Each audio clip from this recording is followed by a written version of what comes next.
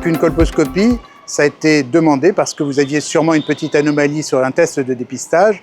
Et donc, on va regarder votre col avec un microscope, une espèce de jumelle binoculaire qui va éclairer à la fois le col, le vagin, parfois aussi la vulve, pour bien examiner tous les détails, bien agrandis avec des produits qui vont permettre de mieux révéler les lésions. C'est un examen qui est simple, qui est rapide et qui va aboutir à un diagnostic.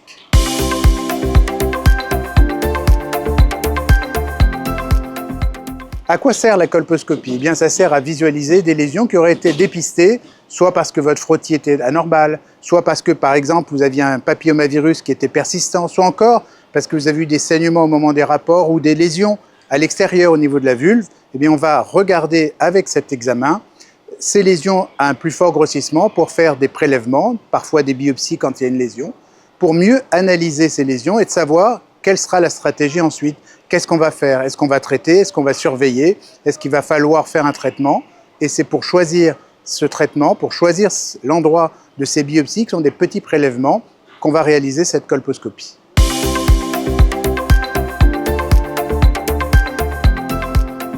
La colposcopie en elle-même ne fait pas mal. Bien sûr, il faut mettre en place un spéculum.